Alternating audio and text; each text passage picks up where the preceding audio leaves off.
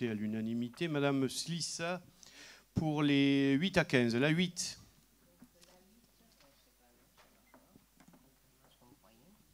Oui, voilà.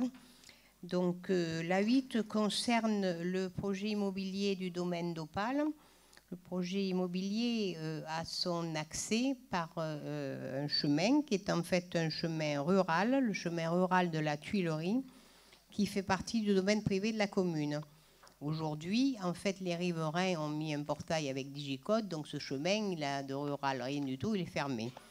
Donc, il faut donc que, compte tenu qu'en fait, il est désaffecté de son objet principal, il faut donc mettre en œuvre, parce que c'est un chemin rural, pour pouvoir procéder à sa cession donc, aux futurs propriétaires. Il faut donc procéder à mettre en route la procédure qui est dans le code rural et qui est citée donc, dans la délibération pour pouvoir constater qu'il sera plus du tout public. Et donc ça passe, il y aura une enquête publique là-dessus. C'est donc parce que c'est un chemin de type rural. C'est la première fois depuis longtemps que je pense qu'on a ce cas. Et bon, voilà. Donc la délibération, c'est la procédure de lancement. C'est pour pouvoir lancer cette procédure. Des questions, des remarques? Je mets aux voix qui est pour, qui est contre, qui s'abstient, adopté. La 9. Donc la 9, il s'agit de la vente du terrain qui se trouve à côté, mitoyen de la ferme pédagogique, à Monsieur Petitjean, agriculteur, fabricant, je ne sais pas si vous dire fabriquer, de la spiruline. Donc, cette personne est déjà donc, agriculteur sur Gignac et compte donc faire une exploitation sur notre commune à cet endroit et aussi développer un aspect pédagogique lié à ce produit qu'on commence à voir un peu partout. Je ne fais pas la réclame, nous jugerons par nous-mêmes le moment venu. Donc, nous avons procédé donc, à la consultation de l'autorité compétente de l'État pour le prix. Et donc, ce prix est à 100 000 €, qui est donc le prix qui va être vendu à M. Petitjean. Donc. Question, remarque. Je mets aux voix qui est pour, qui est contre, qui s'abstient, adopté. La 10. Bon, la 10, elle est préalable à la 11, puisqu'il s'agit dans la 11 de la vente des terrains qui se trouvent en face le gymnase Jean Roure. Mais ça, c'est la 11, si on peut dire. Mais la 10, il est constaté qu'il y a un chemin qui traverse ces terrains, mais qui n'est en fait pas cadastré, et qu'il faut donc qui a été cadastré chemin plutôt, et qu'il faut donc, je dirais, rendre à la propriété pour pouvoir la vendre. Donc c'est l'objet de la délibération 10, dans laquelle il faut lire à l'avant-dernier paragraphe de la première page que les deux sections qui sont concernées par ce petit chemin, c'est pas 505, c'est 507 et 520. D'ailleurs, c'est, comme vous le voyez dans la délibération suivante, ce qui est indiqué. Donc, tu fais voter... Oui, alors, question, remarque sur les deux, et puis on vote l'une après l'autre, bien évidemment. Il y a un petit mot de plus pour la deuxième, alors je le dis maintenant. Oui, si tu veux. Parce qu'en fin de compte, puisqu'il s'agit de vendre, il y a le prix. Donc, le prix tel que fixé, l'acquéreur s'est porté, acquéreur à ce titre, à ce prix, de 300 000 €. Voilà. Donc, question, remarque. Qui est pour, qui est contre, qui s'abstient, adopté. Il y avait adossé, c'est ce que je n'ai pas dit, le cahier des charges qu'on a déjà rencontré et qui stipule bien sûr que par lot, il n'y a qu'un seul logement. Ah oui, c'est important. Voilà, je l'avais oublié. Alors ça, c'était la 11. Non. La 10, je mets maintenant aux voix la 11, qui est pour, qui est contre, qui s'abstient, adopté. Donc 10 et 11, adopté. La 12. Donc c'est là qu'on reparle donc de la modification numéro 5 du PLU dont Monsieur le maire a informé le Conseil en début de Conseil. Donc il s'agit effectivement puisque les terrains visés et qui sont donc dans l'annexe du plan qui sont à côté de la maison de retraite et derrière les maisons de Paillères 1.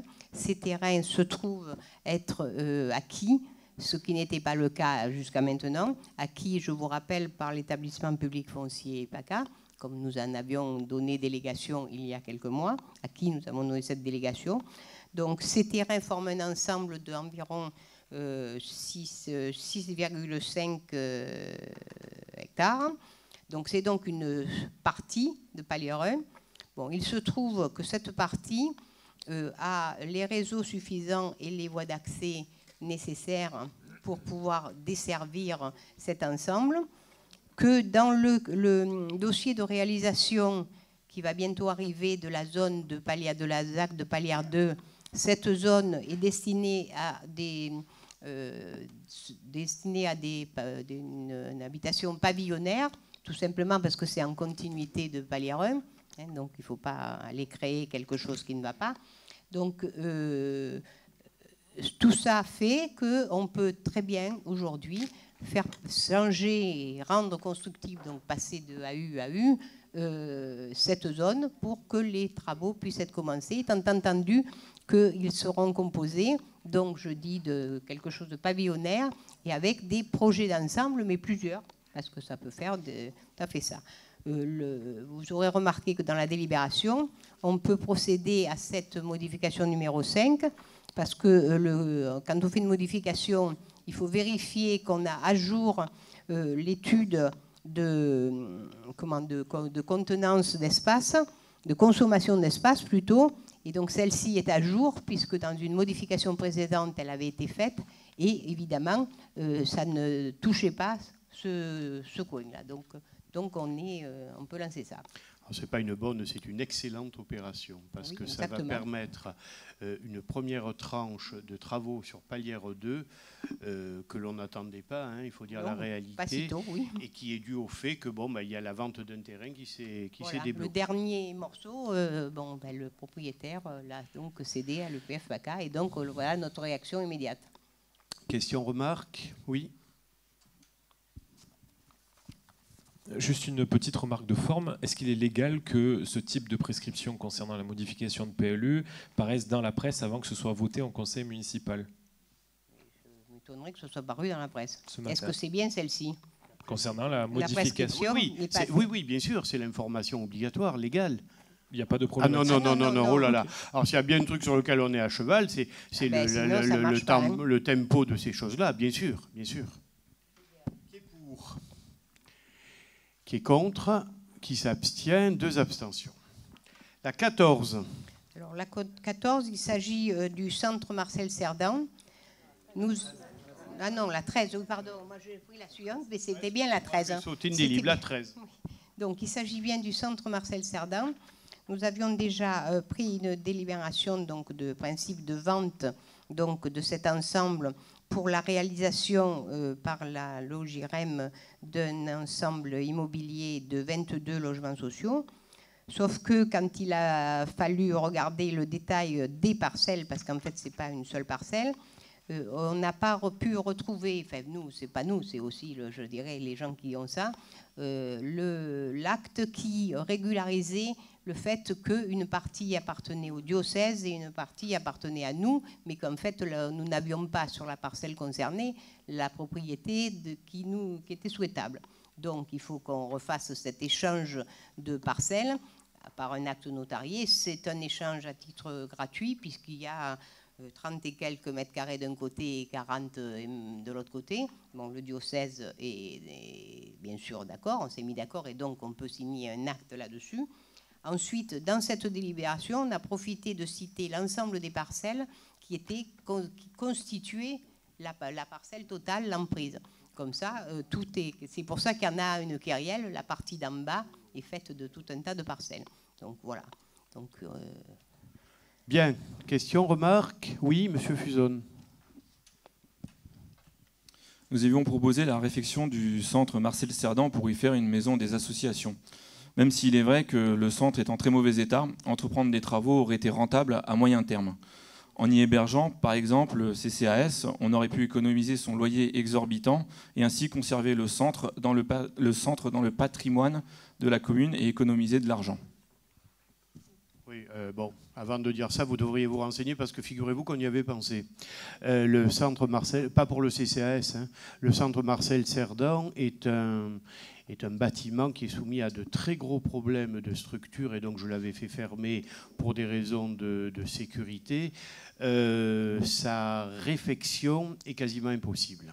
Alors, sauf à y mettre, tout est possible, hein, à y mettre plusieurs millions d'euros. Alors, en termes de rentabilité, vous repasserez.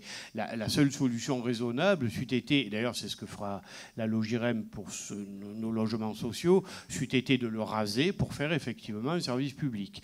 Bon, j'ai fait d'autres choix en d'autres lieux de la commune, à savoir Victor Hugo, hein, le projet Victor Hugo, qui est bien sur les rails et sur lequel nous avons délibéré ce soir en matière de subventions. Non, c'est un choix qui ne nous a pas paru raisonnable que de garder Marcel Cerdan. Bâtiment qui plus est sans grand intérêt architectural. Non. Aujourd'hui, la maison des associations, elle est diffuse, mais il y a plusieurs associations qui ont trouvé refuge dans l'ancienne mairie qui en sont plutôt satisfaits. Je pense que requalifier Marcel Cerdan, ça aurait été purement et simplement de la mauvaise gestion. Donc je mets aux voix qui est pour, qui est contre, qui s'abstient, adopté. La 14. Alors, il s'est avéré nécessaire de nommer des petits morceaux de voies supplémentaires donc aux amandiers pour desservir le nouveau lotissement et avoir donc une numérotation conforme à ce qui nous est demandé d'avoir quand on numérote des rues, c'est-à-dire que les numéros doivent se suivre en principe, c'est mieux. Et donc c'est comme ça pour continuer ce qui est au parc des Amandiers dans l'idée du fleurissement, là, si on peut dire, c'est que des fleurs. Donc il est créé un petit morceau de voie qui s'appellera Traverse des Pensées et la petite placette qui dessert les logements sociaux, ça sera la place de la Glycine. Alors je ne sais pas s'il faut en mettre encore, on a beaucoup de fleurs là-bas quand même. Hein. Bien. Bon, je mets aux voix qui est pour, qui est contre, qui s'abstient, adopté. La 15, PPRIF. Alors, la 15, c'est une délibération pour donner l'avis de la commune sur le plan de prévention des risques incendies de forêt de la commune. Je rappelle que c'est quelque chose qui est fait par ce plan est fait par les services de l'État et va s'imposer en fait à nos documents d'urbanisme. Bon, il a donc été prescrit il y a déjà longtemps, comme le rappelle la délibération. En fait, elle était represcrite en 2011. Maintenant, en fait, comme vous le savez, un plan qui détermine les zones de chaque type selon le risque donc incendie a été établi, ainsi que le règlement de chaque zone, c'est-à-dire que dans les zones, selon leur couleur, on peut faire ou pas faire un certain nombre de choses. Bon, il y a eu une phase de concertation qui a débuté à la fin de l'année dernière jusqu'au mois de février. Pendant cette phase de concertation, il y a eu deux choses. Il y a eu une réunion publique organisée où il y a plus de 350 personnes qui ont assisté et participé. Et puis, la DDTM a reçu un certain nombre de remarques et de suggestions et de critiques et de questions particulières auxquelles elle a répondu oui ou non. Enfin, elle a répondu ce qu'elle avait de devoir répondre. Et donc, au jour d'aujourd'hui, nous considérons que nous pouvons donner un avis favorable avec réserve, parce qu'il y a des points qui pourraient aussi encore être améliorés. Tout cela, ensuite, il y aura une enquête publique, probablement avant la fin de l'année. On n'a pas la date, hein, je dis probablement, parce qu'on n'a pas de date. Question, remarque? Oui. Avoir un plan de prévention des risques incendie, c'est bien. Avoir un avis dessus sans même évoquer le problème des canadaires est tout de même ahurissant. Et pour cause. En janvier 2013, vos amis, monsieur le maire, ont décidé de les enlever de Marignane, sans que cela ne vous émeuve à l'époque. Il y a un an, en août 2016, un terrible incendie détruisait 20 maisons et des dizaines d'hectares de forêt de notre ville. Malgré cela, aucune action n'a été prise pour les conserver. Il y a bien eu des réunions pour nous expliquer que si on nous enlevait les canadaires, c'était pour plus d'efficacité. Les personnes présentes à ces réunions peuvent en témoigner. Face à ça, j'ai décidé de prendre les choses en main. Le rôle d'un élu local, même bénévole, est de se battre pour les habitants de sa ville. J'ai donc pris l'initiative de proposer un vœu au groupe Front National à la région Provence-Alpes-Côte d'Azur afin de garder les Canadair à Marignane. Le président de notre groupe ainsi que l'ensemble des élus ont été enchantés de cette initiative. Le 17 mars 2017, notre groupe a donc présenté en région ce vœu. Ensemble, vos amis, M. Amiel, M. Amaro, ont voté contre. Élus du parti Les Républicains et En Marche ont voté contre. Le 29 mai... À la région ? À la région, tout à fait. D'accord, mais il n'y en a pas. Mais continuez. Il n'y a pas d'En Marche à la région. Continuez. Continuez. Si, je vais vous apprendre, parce que c'est vrai que les gens comme vous, on change souvent de parti. Je vais poser une question, j'ai dit... Donc, le 29 mai 2017, lors de l'élection à la tête de la région de Renaud Muselier, l'homme qui ne veut pas de Canadair à Marignane, on pouvait y croiser pour fêter sa victoire M. Amaro ou encore M. Castaner, votre ami, M. le maire. À titre personnel, je peux vous dire que j'ai mal quand je vois les stigmates que notre ville porte encore depuis l'incendie. Si le groupe FN avait refusé de faire le vœu pour conserver les Canadair et ainsi protéger les Pénois, j'aurais démissionné de mon mouvement. Je le dis solennellement. Mais naturellement, ça n'a pas été le cas. Encore une fois de plus, M. Amiel, M. Amaro, vous vous retrouvez sur la même ligne, une ligne contre les Pénois. Alors maintenant, je vais vous apprendre quelque chose, M. Amiel, parce que j'en étais sûr que vous alliez dire ça, essayer de faire la pirouette. Alors, Éléonore Lepette, vous connaissez peut-être pas, c'était candidate... Je la connais très bien, mais je vous ai simplement posé une question. Non, mais candidate La République En Marche. Oui. Voilà, d'accord. Elle était candidate La République En Marche. Et voici sa fiche. 2 élus à la région Provence-Alpes-Côte d'Azur. C'est tout. Donc ne commencez pas à dire... Non, mais je commencerai à dire, je vous ai demandé à qui vous faisiez allusion. Par contre, si vous permettez, il y en a pas. Je vais quand même rectifier une inexactitude, pour ne pas dire un mensonge. J'ai écrit, et je vous fournirai le courrier au ministre, pour m'opposer au transfert des Canadair de Marignane à Nîmes. C'était à l'époque M. Cazeneuve. Voilà. J'en fais pas toute une histoire. C'est pas vrai? Non, c'est pas M. Cazeneuve, c'était Manuel Valls. À l'intérieur? C'est Manuel Valls qui a... Oui, alors là, oui. Manuel Valls était ministre de l'Intérieur. Bah, tout à fait. Bon, alors là, non, mais vous avez écrit un ministre à M. Cazeneuve pour les Canadair? Ben, vous riez jaune. En 2013, c'était le ministre de l'Intérieur, c'était Manuel Valls. Excusez-moi, cher monsieur, le ministre de l'Intérieur, sous l'autorité du Premier ministre, M. Valls, était M. Cazeneuve. Ben oui, c'est tout. En janvier 2013, Manuel... Non, mais attendez, moi j'ai écrit, au moment où les choses ont été... Non, mais si. Non, mais attendez, arrêtez. Non, mais c'est important, vous savez pas qui vous avez écrit. Mais c'est très important. Mais non, vous nous expliquez que vous avez écrit à M. Cazeneuve, qui était ministre de l'Intérieur, alors que ce n'est pas M. Cazeneuve, c'était M. Valls. Au moment où j'ai écrit au ministre de l'Intérieur, c'était Cazeneuve. Non. Je n'ai pas eu... Mais bien sûr que non. Je n'ai pas eu, ça va, je vais pas, j'ai pas les documents, j'ai pas la date de la lettre en tête, mais au moment où j'ai écrit au ministre de l'Intérieur, c'était Cazeneuve. Mais peu importe, à la limite, vous essayez de me coincer sur des... Je sais pas de vous coincer. Bon, quand le ministre de l'Intérieur était en charge du transfert des Canadair, c'était Cazeneuve et j'ai écrit à Cazeneuve. Qu'est-ce que vous voulez que je vous dise? Bon, il ne m'a pas suivi, je ne me suis pas... voilà, c'est comme ça.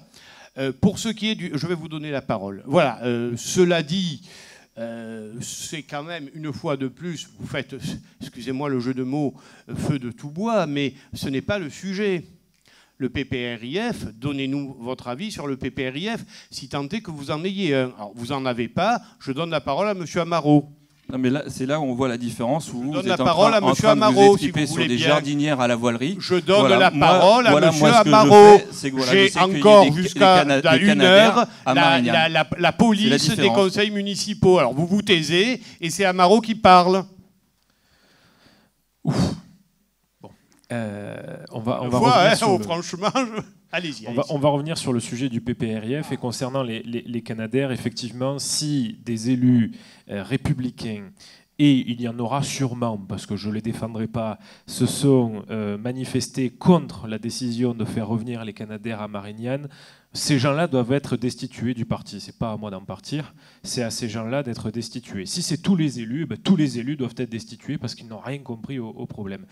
Les élus qui s'engagent en politique, et il y a beaucoup de personnes qui s'engagent dans le monde associatif ce soir dans la salle, je pense que les discours sont beaux, mais il faut savoir des fois s'engager. Alors, Monsieur Baroni, je crois que tu avais fait une pétition sur les Canadair il y a quelque temps, donc tout le monde s'est engagé sur le sujet.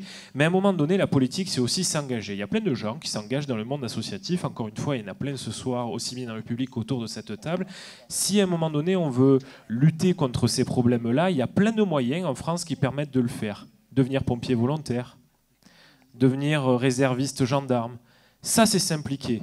Alors, faire effectivement une demande au sein d'un groupe politique, tout le monde peut le faire, mais après, on peut s'investir sur le terrain. Il y a multiples manières de le faire. Concernant le PRRIF, pardon. Le PPRIF, oui. Bah, du coup, c'est une petite erreur de frappe. Je me suis laissé avoir par le titre. C'est un gros problème qui arrive pour la ville des Pennes-Mirabeau et pour les Pénois. Il y a eu une réunion qui s'est tenue à Tino-Rossi où effectivement, là en revanche, rien à dire sur les informations qui ont été données parce qu'elles étaient claires, précises et concises. Malheureusement, tous les Pénois n'ont pas pu y participer, mais il va falloir que les Pénois comprennent que ce qui est en train de se passer sur la ville des Pennes-Mirabeau est très grave. Le fait de passer en zone rouge implique énormément de problématiques. Et je vais sortir de tous ces problèmes politiques, de qui dit quoi, quel élu, parce que les Pénois s'en foutent complètement. Ce qui les intéresse, c'est leur quotidien et qu'est-ce que ce PPRIF va changer. Ce PPRIF, il va avoir plusieurs incidences. La première, elle est économique. En termes d'assurance, on ne sait pas ce qui va se passer dans les années qui viennent.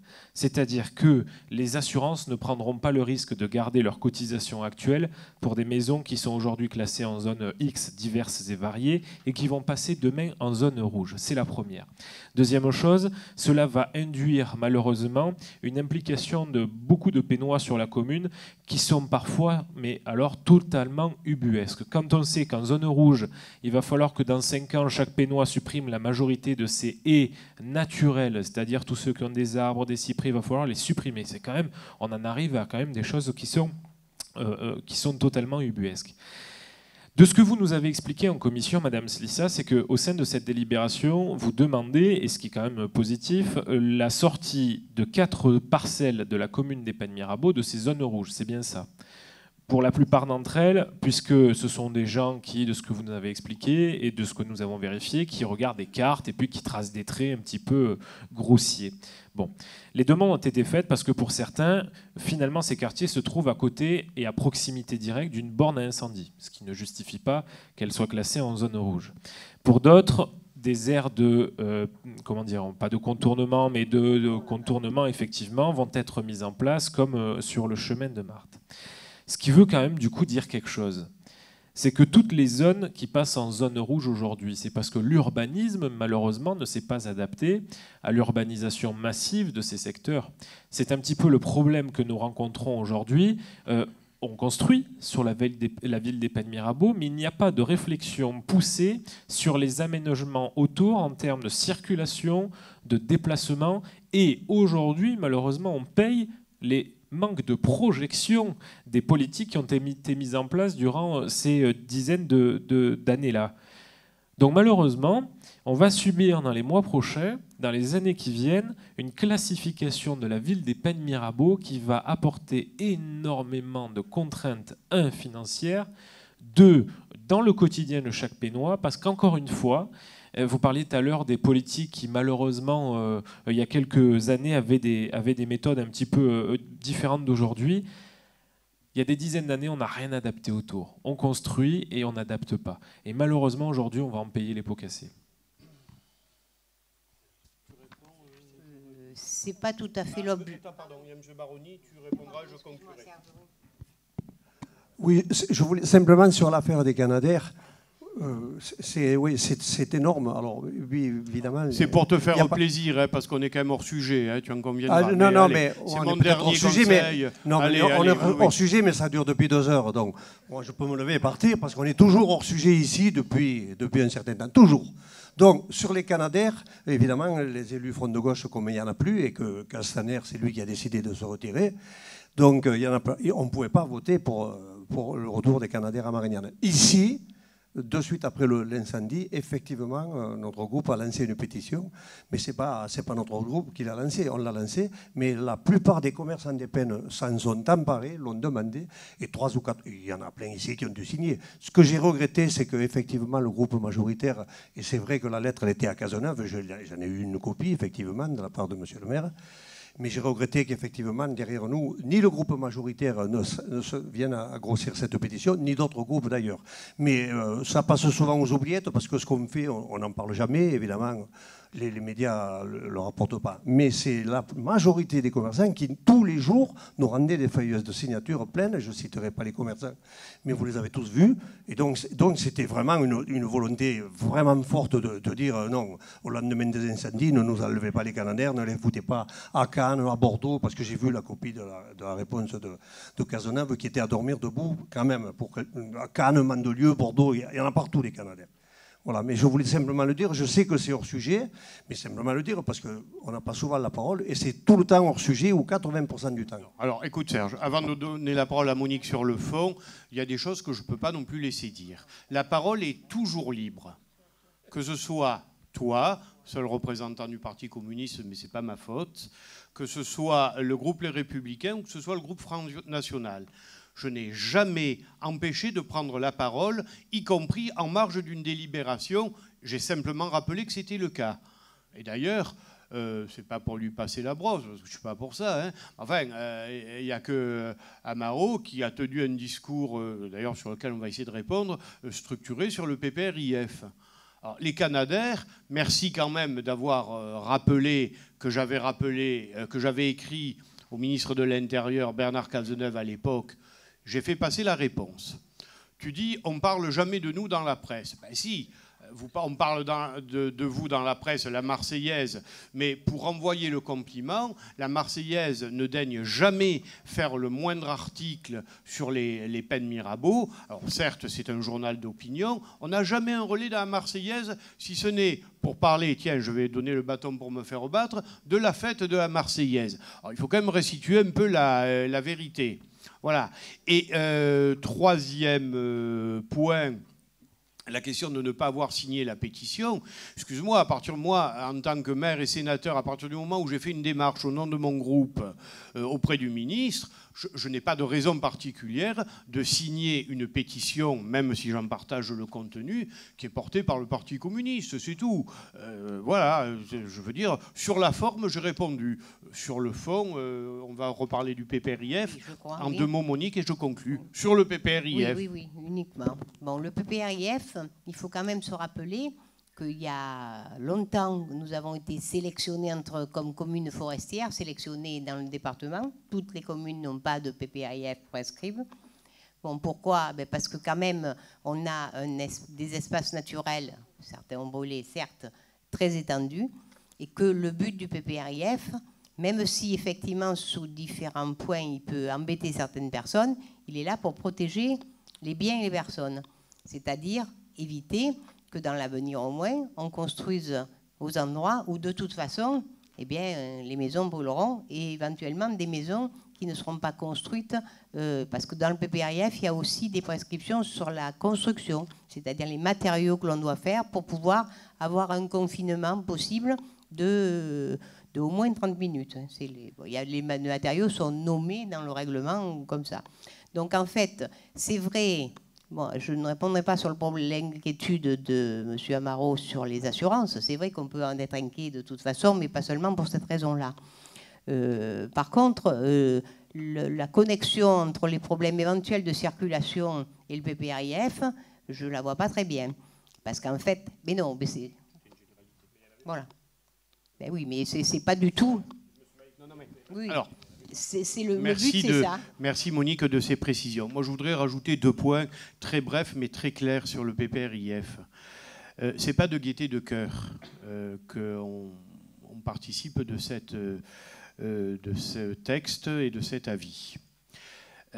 Clairement, il y a eu des drames autour de ces choses-là. On en a vécu un le 10 août. Je crois avoir été très présent, je ne suis pas le seul. Je crois avoir été très présent sur la commune ce jour et cette nuit-là. Et effectivement, je ne voudrais pas, dans ma qualité de maire, qu'on puisse un jour me reprocher d'avoir laissé urbaniser dans des zones avec un tel risque. Alors, vous allez me dire, mais ce qui a déjà été construit, ben, on en revient, et ce n'est pas les stigmatiser, c'était comme ça, on en revient aux pratiques du passé, les fameuses zones NB, si on rentre un peu dans des détails techniques. Vous savez, les zones à 4000, les zones à 10 000. Ce sont des zones où, effectivement, on permettait de construire sans trop regarder quelles étaient les contraintes qu'il pouvait y avoir. Oui, le risque d'incendie de forêt est un risque qui est fort. Aujourd'hui, il y a eu ce feu du 10 août 2016, il y a eu un autre feu auquel, bon, j'étais déjà sur le coup, c'était en 2004. Bon, malheureusement, on sait que dans ces zones-là, il y a eu et il y aura, hélas, toujours des incendies. Bon, on a essayé d'être le plus raisonnable possible, mais je ne vois pas, et j'entends les préoccupations que vous pouvez avoir au niveau assurantiel, avec un bémol que je vais donner tout de suite. Il y a toujours eu des risques dans ces endroits. Aujourd'hui, l'État, un peu à l'instar des PPRI, plans de prévention de risques contre les inondations, prend ses responsabilités sur les incendies de forêt, comme soit dit en passant, il ne les a pas pris sur les inondations. Alors je vais vous dire, en 2001, 2002, 2003, c'était sous le préfet Christian Frémont, qui fut vraiment un très grand préfet, on avait le problème des inondations. Et nous avions validé un PLU, enfin à l'époque c'était encore un POS, qui ne permettait pas la reconstructibilité dans les zones inondables lorsque le sinistre n'était pas lié à l'eau. Pour faire simple, une maison en zone inondable qui aurait été détruite par une explosion de gaz ne pouvait pas être reconstruite. Je m'étais battu pour avoir satisfaction, contre l'avis du préfet, qui avait entendu mes arguments, mais contre l'avis du préfet. Aujourd'hui, vous pouvez aller voir le règlement du PLU, ça y figure. Alors après, ça pourrait être attaqué par l'État, par Dieu sait qui, mais ça y figure. Au niveau des incendies de forêt, c'est la même chose. Il y a des maires qui ont été mis en examen au pénal pour mort d'homme. Je pense en particulier à la catastrophe qu'il y a eu à la Faute-sur-Mer. On ne peut pas décemment, même avec ce que vous avez dit en matière d'assurance, alors le bémol que je voulais faire, c'était simplement dire qu'en matière d'assurance, sauf erreur de ma part, mais je ne crois pas, les primes n'ont pas changé, parce que les assurances ont quand même une vision assez humaine des choses. Les gens qui ont eu leur maison détruite, les assurances, allez, dans l'ensemble, ont plutôt bien réglé les choses. Voilà, on a permis la reconstructibilité des maisons qui avaient été détruites. Parfois à la marge de la légalité, mais bon, on arrive toujours par l'interprétation des textes, et je crois que c'est ça la grandeur des hommes politiques, c'est de faire appliquer la loi, mais essayer de le faire avec humanité. Une maison, pour la plupart des gens, pour la plupart d'entre nous, c'est le travail d'une vie. Le travail d'une vie. Et on ne peut pas, au nom d'une réglementation, dire non, mais attendez, votre maison elle a été détruite, c'est votre problème, vous ne pouvez pas reconstruire parce que maintenant vous êtes en zone rouge. Ça, c'est le présent et c'était le passé récent. Pour le futur, si on regarde d'un peu près la commune, la principale zone touchée, c'est, allez, à grands traits, c'est la zone des Barnouins. Cette zone des Barnouins que je regarde depuis bien longtemps, et pas que sous l'angle du risque d'incendie de forêt, j'avais participé avec le préfet, et d'ailleurs ça a été signé récemment, du plan d'intérêt général, de façon à, allez, j'emploie un mot un peu fort, sanctuariser la zone des Barnouins.